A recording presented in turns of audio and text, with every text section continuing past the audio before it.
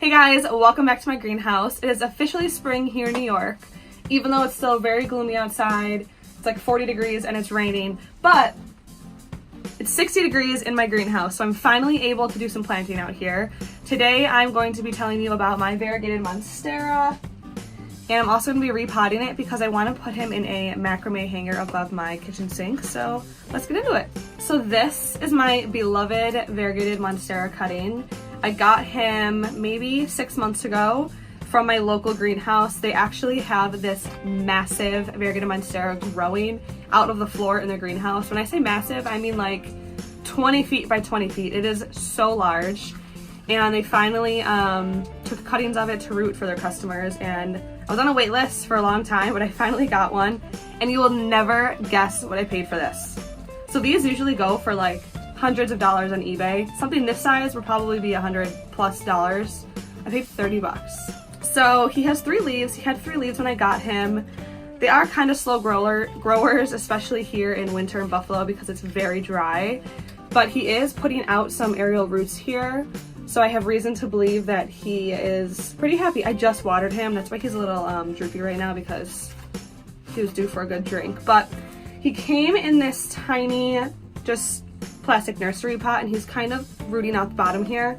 So I'm gonna repot him into a terracotta pot because, like I said, I want to hang him above my kitchen sink because anything that I put near my kitchen sink does so well, probably from the humidity of washing dishes, and there's a light right there. So yeah, I'm gonna repot this guy and I'm just gonna show you guys what soil I use and how I do that. This is my soil mix. There's a few little leaves in there, but that's okay.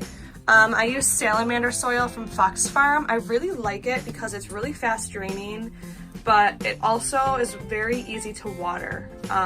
Like Miracle Grow, I find that it separates from the pot and dries out so easy and then you can never get water back into it, but I love this soil.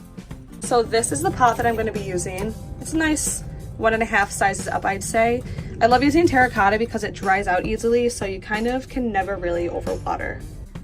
Okay, for starters, I know this pot is a little dirty. I just had some soil in here, so I didn't feel like I needed to clean it out. And I like to put a little bit of coconut shreds to cover up the hole because that was a pretty big hole in there and I don't want soil to like leak out everywhere. I'll put a little soil in the bottom.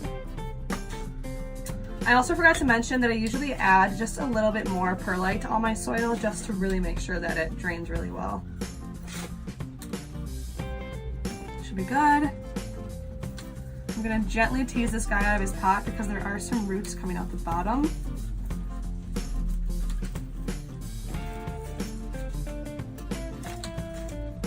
Sometimes if I have trouble, I'll stick something on the side to just really loosen him. Man, he's really in there.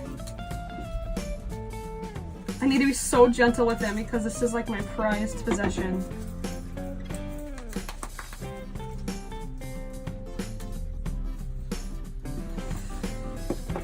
Guys, usually it is not this hard. Okay. Oh yeah, he's got a lot of really healthy roots growing in there. Awesome. Pop him down, and then honestly, you just fill the rest with soil. And that's about it. I'm contemplating adding a little moss pole in here for these aerial roots to attach to, but we'll see.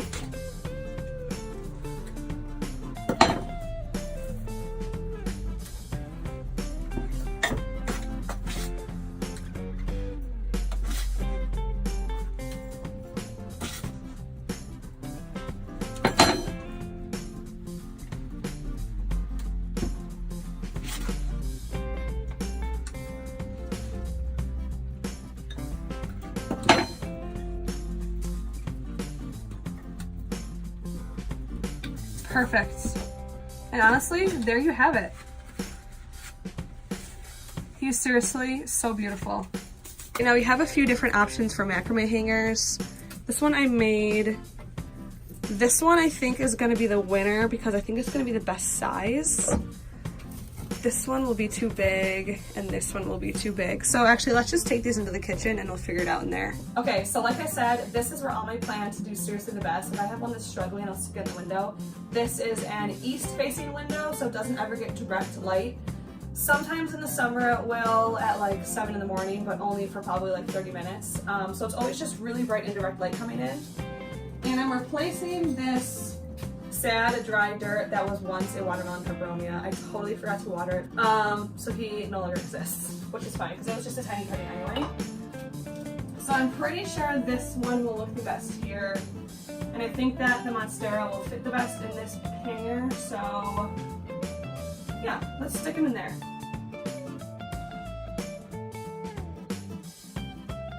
A little loose in his pot when I was finagling him into this thing, but that's fine. Gotta figure out the good way to put it.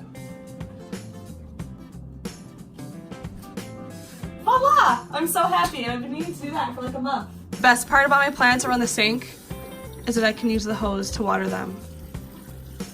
And it makes my life so much easier. So variegated monsteras get their white spots or their variegation just from a mutation. There's nothing that you could do to like your regular monstera to try to make it be more variegated. I've Googled it to the ends of the earth because I wanted a variegated monstera so bad before I got this guy. You kind of just have to get lucky. And even if that sort of produce seeds one day, there's no promise that those seeds could also produce variegation. That's why they're so rare and that's why they're so sought after right now. But they are pretty trendy. So I'm hoping that within like a year or two, there's more of them on the market and you'll start seeing them in nurseries more. But yeah, I hope that you guys enjoyed this video. If you like plant videos, then scroll through my channel because I have a bunch of different ones on there because plants are a passion of mine. Yeah, we'll be back soon with more plant videos. Have a good day.